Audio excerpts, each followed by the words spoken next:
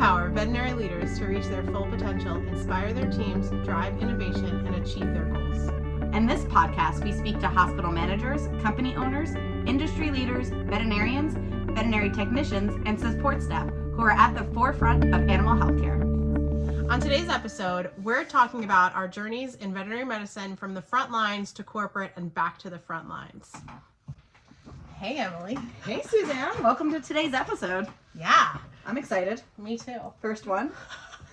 First one. First podcast. Yeah. So we are going to be talking today about our journeys in veterinary medicine. We have both started off in the front lines, and then we went to the corporate side of things. And we're back on the front lines. Back on the front lines. Found ourselves back where we started. Crazy. Mm-hmm. So I started off in vet med as an assistant overnights, working in specialty hospitals. I have a business background, so over the years after becoming an LVT and working as an oncology technician, having kids, decided, you know what, I think I can lead better than what I had been experiencing. So jumped into hospital management. After a couple of years there, found myself in the corporate side of things, getting a role behind the scenes, or behind the curtain, as we like to say, as the travel team manager. So I actually managed a team of veterinarians and technicians that were traveling across the country to provide support and essentially like relief shifts, but within that company.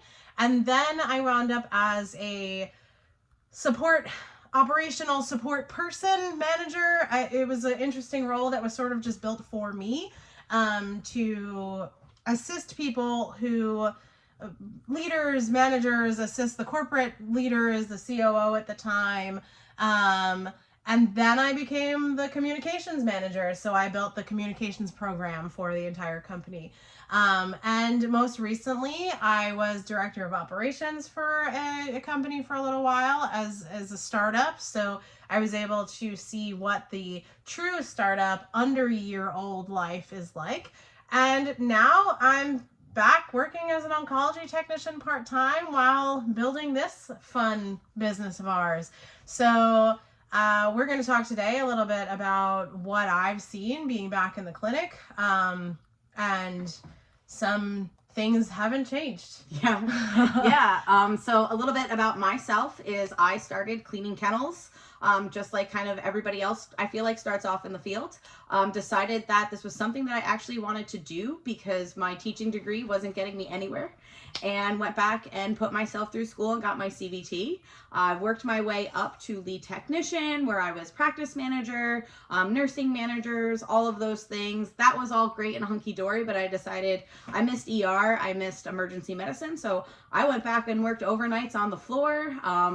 Did overnights, all of those fun things. Started working with a company that was really, really great.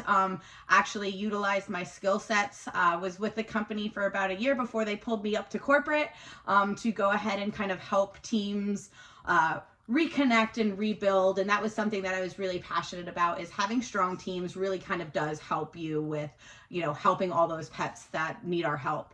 And once I kind of was on the corporate side, I was also now training hospital managers on how can they connect with their teams. And unfortunately, different viewpoints with the company kind of went our separate ways. And now I'm stepping into a role where I get to be a practice manager again. So I get to practice what I'm preaching, which I think is really cool. And just being in the hospital aspect again, like as Suzanne said, we realized stuff hasn't changed in the last 10 years. Things are still going on, even though we stepped into those corporate roles and we thought we were making a change. Being back in the hospital, we haven't seen that change yet. Yeah. Yeah. And it's been, I haven't been able to put the word to it. It's sad. It's concerning. It's, it's a lot of things, but, leaders have the opportunity to make these changes. And I think, coming back on the floor and kind of being the person in the background has put me in a weird position, because I have relationships with the leaders in the hospital and I'm able to have conversations with them, and I know that they care and I know that they want to make a difference, but it's not translating. So we've been talking about being that bridge between what leaders think that they're doing and what the support staff and the technicians and the doctors are seeing and feeling. And so, we've been talking a lot about that, and we really are excited to bring it to you. Yeah, and I think both of us also coming from the field, going to corporate, and then being back on the front lines of things really kind of puts into perspective all the things that frontliners don't know about what goes on in the business, and things that they're just like, well, this isn't getting done because of little things. And it's kind of like, well, we just spent $20,000 on an x-ray machine. That's how much it costs. And like, there's things that you can go ahead and let your support staff know. You don't need to gatekeep everything. It's going to help things run so much more efficient, but it's kind of like that fine line. And like, how do we teach that fine line, and where does it go from there? Yeah. So what should we start with? What should we start chatting about? I think some of the things that we're still seeing, just even myself going into a hospital that I don't know anybody at this hospital. I don't know any of the support staff. I know maybe 2 or 3 of the doctors, but a lot of them are per diem. So I kind of know a little thing, but just kind of seeing the clicks still happening, and the toxicity and the breakdown of communication just from being in the hospital for a little bit. And it just seems like it's the norm. Yeah. I mean, we were talking earlier today about a situation that I recently experienced where, there's someone who's been in the hospital for a really long time, and she's really explosive Mm-hmm. and really a toxic person, and she's super skilled, but just because she's super skilled doesn't mean that she's the right person for that team or that building, right? Yeah. That whole clinic. And so I think it's important to realize as managers that we have the ability, and it's really our responsibility to make those changes and to have those conversations with those people. And how do we fix those clicks? Like, you're coming into a new hospital and you don't, like you said, you don't have their background. You don't know them. You don't have that, relationship with them, like you said, to really, be able to change anything walking in. So how do you, as a new hospital leader, come in and have those conversations with people? Yeah, I think one of the things that like I've been doing, just, going in for like interviews and like talking and like going in to fill out paperwork, is just kind of like getting to know people, like asking them like, what got you into this? Like, why are you here? Yeah. And it's really important to know people's whys, helping them reconnect too when they're having those explosive moments and those kind of things. And as a leader, understanding why they're here and helping them support and grow in that position as well. Yeah. I think that's the other part of it too. And I'm not going to be that person that's going to go in and change things overnight. I think setting the expectation is the biggest part of it too. Yeah. Letting the team know what my background is, where I come from, and like what my goals and expectations are. So this way we can kind of meet each other in the middle. I'm also not going in there with an iron fist and changing things right away. It's one of the things that Suzanne and I always talk about. One of my favorite episodes of Ted Lasso. And I will say this every time. They talk about how the team is so bad, and somebody complained about the pressure in the showers. The water pressure was so bad. And at the end of the episode, they turned on the shower and the water pressure was fixed. So it may not be those big things that get fixed right away, but that one little thing that, I could take care of that, no problem. I'm going to make sure that I jump on that to show to the team like, hey, I'm listening to you. I'm hearing what you're saying. I'm doing my best, and letting them know too where I'm at with the progress of things. Yeah. And, in my role right now, I'm back as a technician. So I may be leading the department, but I'm not in a leadership role. And so I think a lot of technicians and veterinary leaders find ourselves in this position where we're in a role that we're expected to lead those around us, but we're not maybe given the title. I think, I spent a long time searching for this title and found that leadership is within us, and Yes. it's a skill that we can be a leader in really any role that we're in. And so right now, leading this department, I have an assistant. It's a small department, but I have an assistant who's really, really new to vet med. And something that, I think is really important is as leaders, as people who've been in the industry for a while, is we also have the responsibility to make sure that these people who are new know that, it's what has happened maybe is not the only way to do things. And I'm also new to this team too, so it's the same thing. I've been spending a lot of time just getting to know them. I know the doctor that I'm working with, but I don't know the assistant. She's new to the industry, she's new to the team, she's very new in general. And she's also very quiet. So how do I navigate that person, right? How do I navigate somebody who's really quiet when me not so much? But I've been that person. I've been the person who's been really quiet. And so it's about coming up with questions to ask, like, hey, are you in school? Are you planning to do more? What are your goals? So I know what she's looking for. So I know, as me being the technician that I am, tend to teach as I work. So I'll explain why I'm doing things, but if she doesn't care, I'm not going to waste my time teaching her, right? And she happened to tell me she wants to go to tech school. So as I'm doing things, as I'm drawing blood, I'm giving her little tips. I think that people will really I really liked when people did that with me, and I think that it's really cool to be able to pass that along to other people. Oh yeah, especially I think gatekeeping is one of the biggest things in vet med, even that I've seen. I will be honest with you, I was that person that would sit back and watch a code happen and wait to be that person that jumped in to place that life-saving IV catheter until I realized that wasn't helping anybody. That wasn't even helping the pet.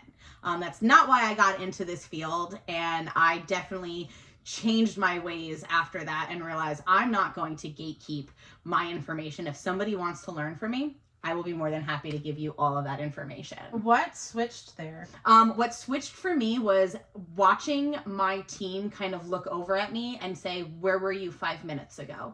And realizing that, wow, Emily, you could have been that lifesaver. Yes, you placed the IV catheter, the dog ended up living, everything was fine, but I let my team down in that aspect, and that's not what we got into this field for. And we all think, I know more than this person knows more than that person. But if we take all of that knowledge together, we can all learn the same things and be able to educate everybody on why we do things the way we do. Yeah. I was always that person on the floor. Any doctor that I've ever worked with called me, but why? Because I would always ask, but why? And it wasn't because I was questioning their medicine. I wanted to know the reasons behind why we were doing things. I wanted to be able to make sure that I was explaining to the next person, we're doing this because of this study that came out, and this is why this has changed recently. Vet med is ever changing. I haven't done the same thing for the same year and a half. It has constantly changed. New protocols are coming out. We're hearing stuff about grain-free diets and how it's not good anymore and things like that. And we're the ones that need to educate our clients onto why we're not doing that anymore. They don't understand. We have all that information. Why should we be holding it from our fellow coworkers and the clients? Yeah. Yeah, what's interesting is you said that, vet med is always changing, but what we've really noticed is that on the people side of things, a lot hasn't changed. Yeah. And so 10 years ago, getting into the field as a new assistant, I spent a lot of time thinking, wow, is this really what I want to do? Are these the kind of people that I want to work with? I had people that were really negative and talking negatively about the industry. And even yesterday, I had a doctor say, her child wants to be a doctor, and she's like, God help us. And so it's things like that. It's those feelings, and it makes me think, why have we gotten to this place? Why do we feel that way? Why are we still same thing? You said, but why? Why are we still having conversations and being so negative about this industry? We got into this industry because we love animals, right? So how do we take care of our people to the point where they don't feel that way anymore? How do we get people to not be so negative about this industry that we obviously love so much? That's why we're still here. And I think a lot of it comes down to educating our clients as well.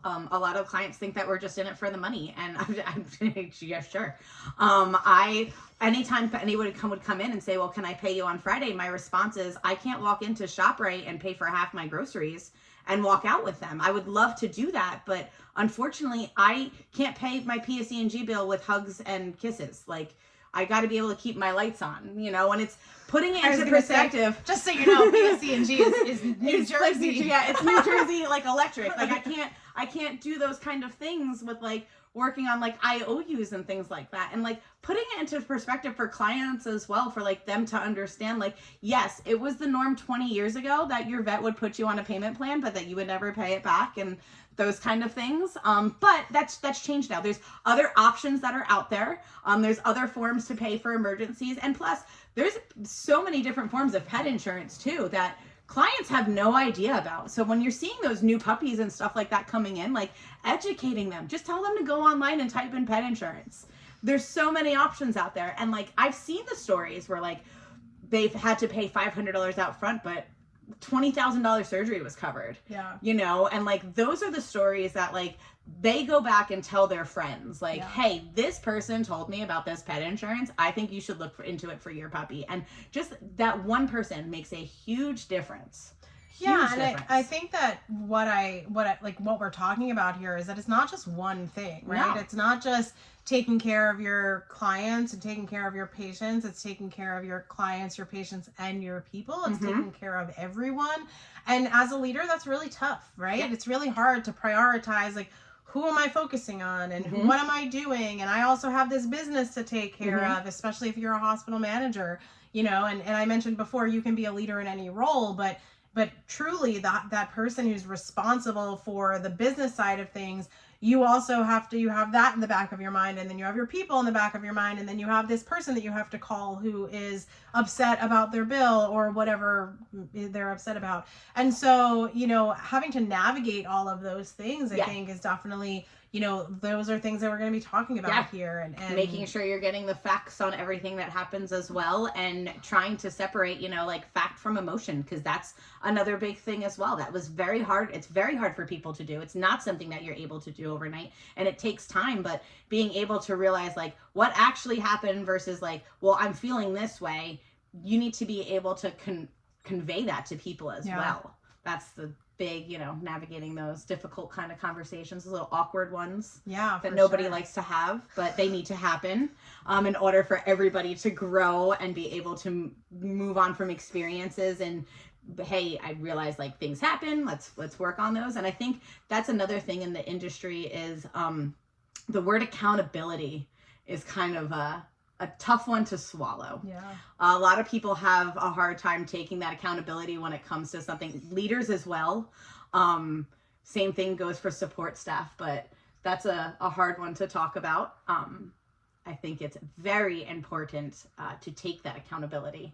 And it's not something that you're comfortable doing. I've been in that situation where I've had to take the accountability, and it actually made other people in the room kind of have more respect for me, even though they respected me anyway, but they respected me even more after I took that accountability, because it was a stupid mistake that I definitely should not have made doing this for 16 years.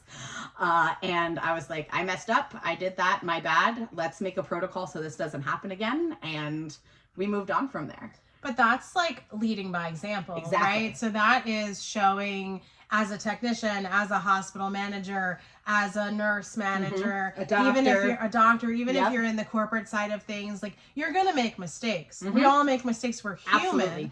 And so, like, when I was back before VetMed and I was in retail, the one thing that I would always tell people, and that stuck with me all these years, is that you're going to make a million mistakes. I used to say, none of your mistakes will kill anyone. It's a little bit different now in VetMed. Some of them can.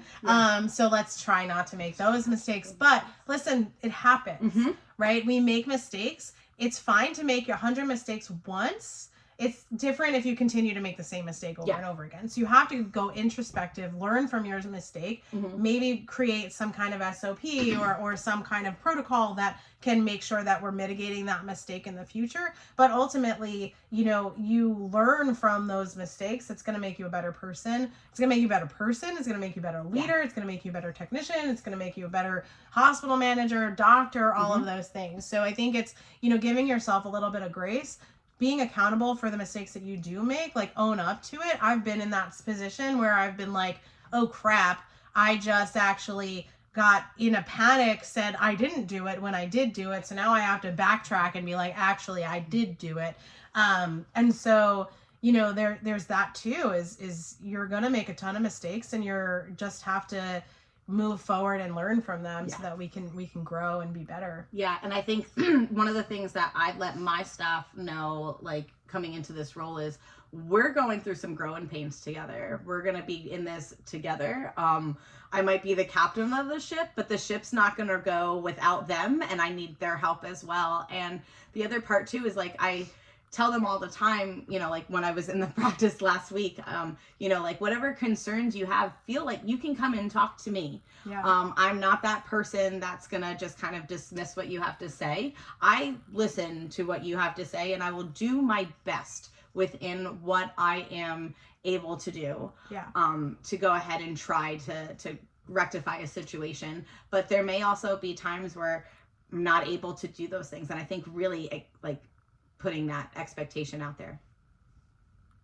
What does it say? I don't know. GarageBand said something. Do you want to use the auto? No. We're just gonna pick right back up where we left Okay. off. I mean, it's recording on Yeah, this it's thing, recording so on that, so it's if I okay. have to cut some no big deal. sound.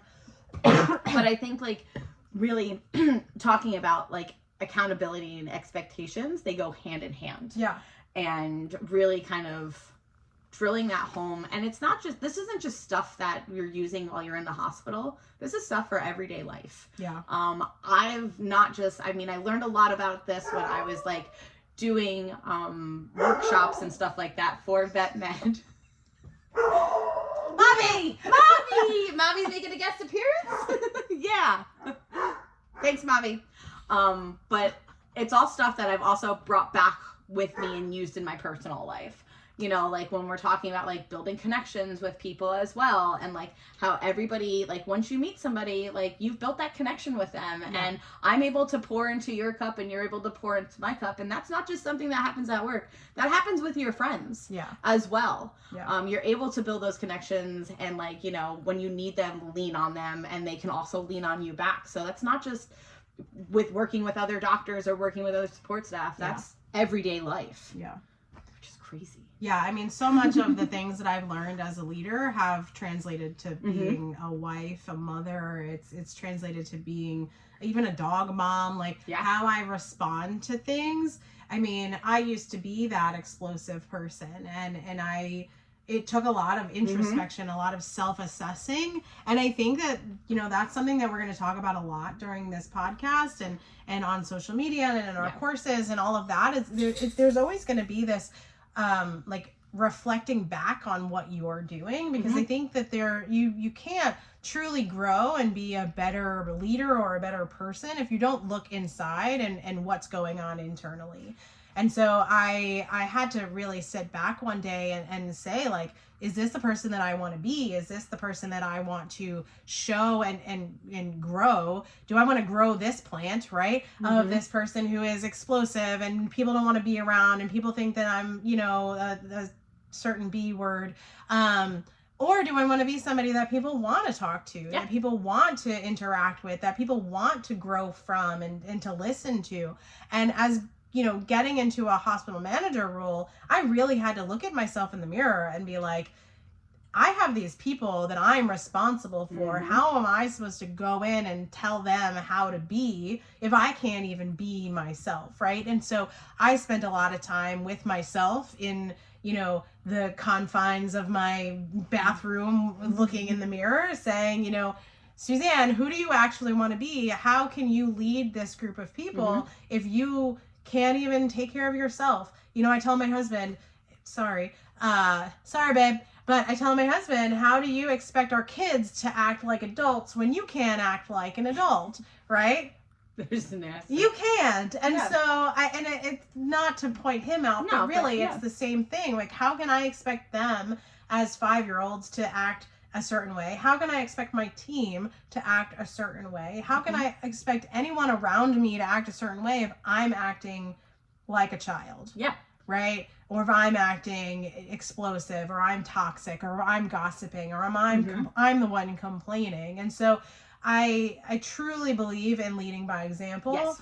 And if I'm going to act a certain way, they're going to pick up on those things, and they're going to say like, oh, it's okay if she's acting that way, it's okay for me to act that way. Yeah. And even if they don't say that, you can tell just by actions. Mm-hmm. And so, I really had to teach myself and stop myself in the moment. Like if I'm complaining about somebody, like how to stop myself to do that. And it takes time. Yes. But especially you coming into a new clinic and a new role, if you're coming into the clinic and you see those clicks happening and that stuff happening, you lead by example. Yep. By not being that person and setting that precedent. This is how we work here. Yeah. We're not complainers. We are not going to gossip against each other about each other. I am not going to talk smack about, Joe and Ronnie. I don't know where those names came from. But I'm not going to talk smack about them, because then it's going to make it okay for you to do that. Exactly. And I think for me, especially coming into this role and like seeing those clicks, kind of hearing, well, so-and-so does this a lot and so-and-so does that a lot. One of the things that like I used to have in a practice that I was at previously was a no complaint policy. And that's something that I'm going to bring back, where you can go ahead and vent about what's going on, but at least come up with one solution that you think will work, because there's a difference between venting and just being upset. And if it's something that's genuinely bothering you, you're going to come up with a solution naturally. Yeah. You're going to say, well, we could do this way better, and this is how we can do it. And it may not be the solution that fixes it, but at least that shows your leadership team and everybody else that this is a genuine concern that you have, and that you think that there's a better way to do this. Yeah. And it's hard to definitely step into that line. And in one of the podcasts, we're going to talk a little bit more about like the victim system, and like, are you above or below the line, and like how to healthily call out your team when they're starting to get like toxic and stuff like that, just to kind of like reel them back in. It's uncomfortable doing it, but we're going to talk about tips and tricks about that stuff too. But that's like really kind of where, for me personally, it all started with, am I above or below the line right now? And even checking myself, having people call me out and saying, where are you at on the line? Things like that. Yeah. It's like, if they can sense what's going on, then obviously I'm doing something wrong here. Yeah. And it's really important for leaders too, to also be on the floor to see what's happening. 100%. Like somebody can come up to you and say like, this and this is happening and it keeps happening, but you can go and spend 8 hours on the floor and you're only seeing it happen maybe 1 or 2 times. Yeah. And it just so happens that it was like, maybe that one day it happened multiple times, and you're back out on the floor and then you're noticing now it's not happening at all. Or, yeah, you know what, it did happen a lot this time. And then you're able to like have the facts and be able to talk. I always say there's 2 sides to a pancake, just like there's 2 sides to a story. You get the one side of the story, and then you'll get the other side of the story, and then you witness what's going on, so you can actually like really kind of mend the pieces together. And explaining that to your team too. Like, I'm going to also go and talk to so-and-so about this as well, just so you're aware. I'm not going to mention names or anything, but, and letting your team know, like, I'm going to address this.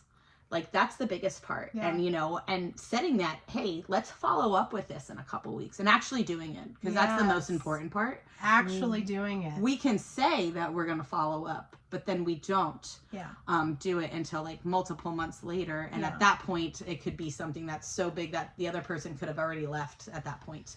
They could just feel like, wow, it's been 3 months, nothing's been done. And I think it's important to say too, something that has been said to me by my leaders is that, we have had the conversation, we are working on it, but we can't really talk about the specifics, right? And so, but the problem with that is what we were talking about before, right? Bridging that gap is that by telling me that as a support staff, but I haven't actually seen any actual changes, it kind of makes me lose trust in my leader that there's actually something happening. Like, maybe you did have the conversation, but maybe you should be having it again, because nothing has changed, right? So if I'm coming to you telling you that, like, hey, I came to you with this 3 months ago and we're still dealing with this problem, and then you come to me and tell me, oh, well, we had the conversation and things are in place, like, give me a little bit, right? Like, you got to give me something, be honest. You do, like you said, you don't have to give the names of people. You don't Yep. have to say like what was said because, HR, but like Yeah. at the same time, there needs to be like proof in the pudding, right? Mhm. Like there needs to be like, show me that something is actually changing Yeah. because I don't see anything changing. Yeah. Does that mean you have to go fire all the toxic people? No. I mean, maybe, but you don't, keeping those people around, especially if that's the issue, probably not a good thing, right? So let's talk more about Yeah. that. Let's be open about that. Let's set those expectations. Why are we letting these toxic people stay? Yeah. Is it because they're, credentialed technicians and those are hard to come by? What are we actually doing to our team by keeping that around though? Mhm. Right? Are we even like making our team even less efficient because people don't want to be at work? Are people calling out because they don't want to work with, that person who's that? I keep trying, like in my head, trying not to say names. Yeah, And no. like, I'm like so-and-so. Yeah. so-and-so. I'll just call, sorry, Ronnie, whoever Yeah, you sorry, are. Ronnie. We're going to use your name a lot. But I don't know where that came yeah, from. it also, like we've been saying, it goes back to just that little bit of transparency. Yes. And that's going to open up a huge door for your team. A lot of stuff that managers and leadership, those skills that they have, they don't teach that in tech school. They sure don't. They teach you how to pull blood, how to calculate drugs, how to hold cows, like stuff like that. They don't teach you that in Um, doctor school. either. Exactly. So they don't teach those kind of things. So we don't understand the business side of it. Your They support staff. honestly don't even teach it in business school. Like, Yeah. I Yeah. have a business degree. Yeah. And they didn't really teach me that stuff. I had to learn that stuff through all of these books that you can't see behind Emily. Yes, all those lovely books. But it's just, they don't teach that kind of stuff Yeah. in tech school. So as leaders and managers and like those positions that like, you're like, hey, we can't do raises because we need to go get a new generator because of things that are happening or something, equipment broke or something like that. And unfortunately this quarter we can't do raises and I'm sorry. And like letting them know, like you can be open with them about certain things. You don't need to tell them exactly what the P&L is. You don't also need to tell them, that there's no allotment for overtime or anything along those lines and like why that is. But like you can tell them like little things like, hey, we're having this problem here with the plumbing. The plumber's going to be in and out. It's going to cost us a pretty penny, just so you are all aware. And unfortunately, we're not going to be able to do Dunkin' Donuts every day for the next week. Sorry, kind of thing. And your But team's going to understand, like, okay, well, you know what? At least we can flush the toilets now. Things like that, There's also, though, like, to go with that, there's ways to set yourself up for success when that stuff happens. Yes. Right? So if you are really just focused on how much money we can afford to spend on people or all of the like things, right? And you're not focused on saying thank you. Mm-hmm.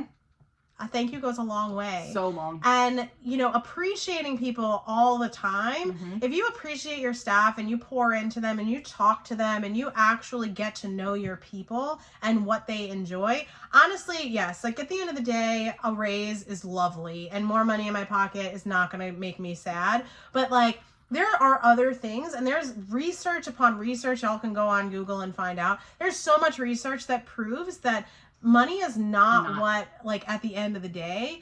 I think it's what we all hear about mostly because, like, it's easy to talk about that. But at the end of the day, like, thank yous are really great. Some people really, really love to be, like, shouted out when they do a really good thing. And then some people hate that. Yeah. So, like, knowing your team and knowing how they like what they react to and the things that they enjoy. If you know all of that stuff and you already have that kind of set in motion, when the plumbing goes out and you're like, hey guys, we're not gonna be able to have Dunkin' this week, they're gonna be like, it's cool because you thank me all the time. Mm-hmm.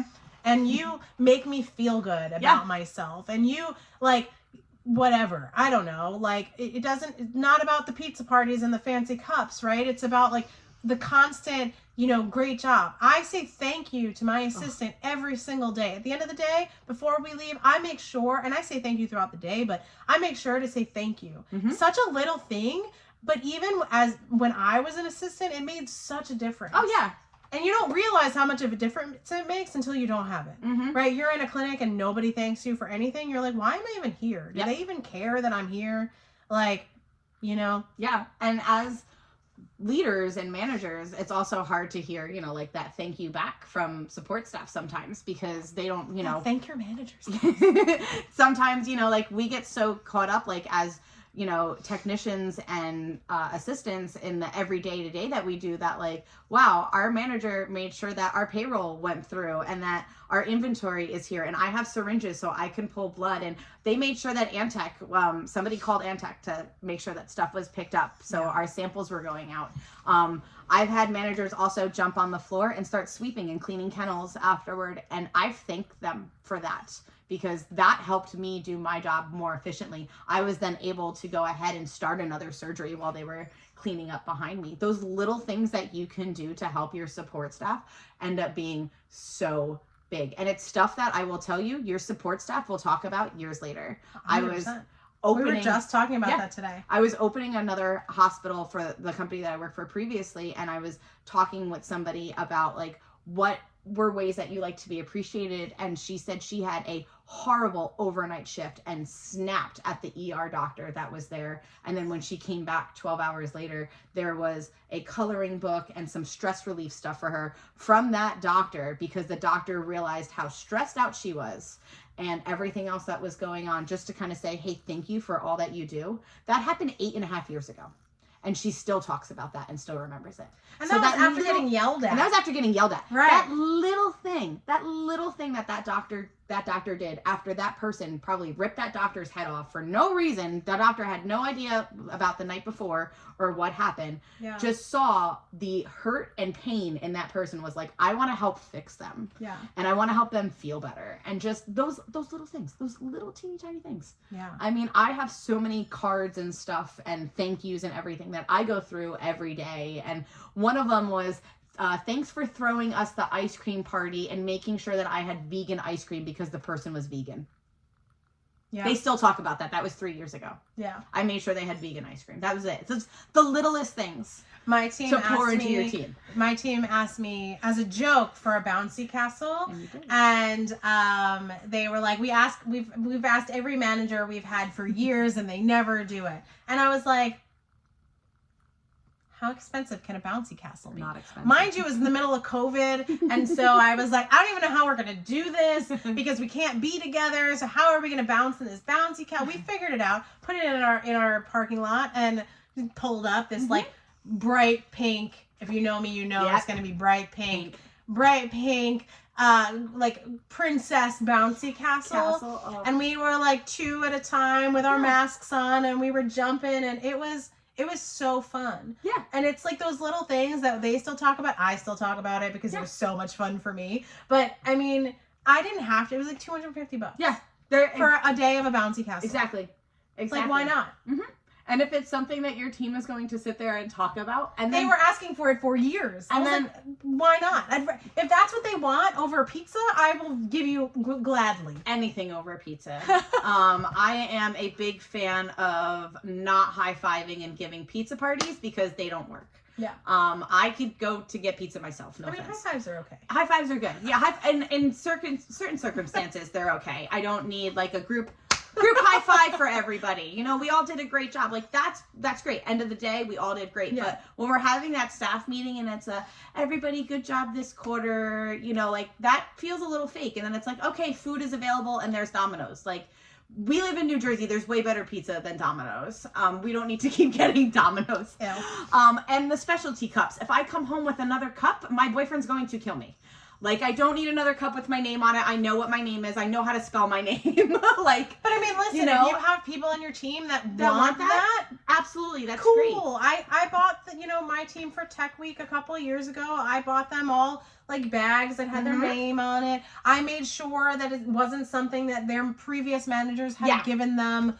You know, I don't need the same thing year after year. Yeah, and I think for me, actually, last year for Vet Tech Week, my managers that I was working with, they were asking me, they're like, what can we get our staff? And I go, ask them what they want. Ask them what they want. Ask them what they want. And people were like, well, I just don't know what to, and I was like, they want surgical caps. They want good scissors.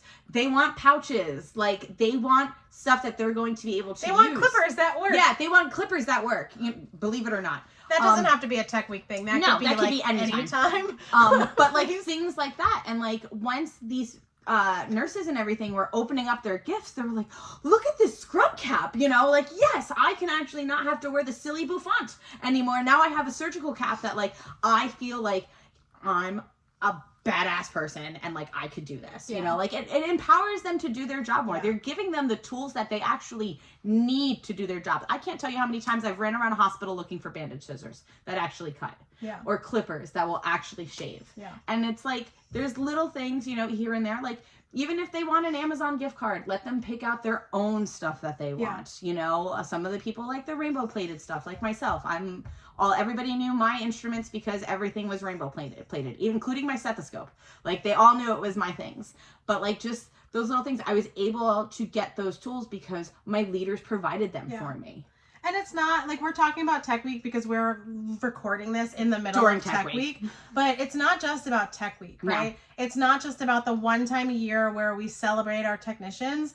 It is about celebrating the people that keep your business running and take care of those pets that we love so much every single day. Yes. And that is thanking them. That is saying what a great job you did. That is putting together like you rock or whatever you want to call it in your hospital kind of things where they can support each other. That's a huge one. You know, letting them have ideas and not just being like, oh yeah, cool, that's a good idea, but actually implementing them, right? At my last place when I was the director of operations, I had one girl, she emailed and she was like, hey, I think we should really do something about, like where the staff can high five each other at any given point, like with a little you rock card or whatever, like a thank you. Yeah. And so what did I do? I went out to Amazon and I bought little boxes and I created a little thing so they can like, hey, great job doing whatever today. And how did I present that to the team? I said, hey, this isn't about like, hey, your hair looks really good today. This is about, hey, you really like presented yourself really well during that CPR. Or you were able to really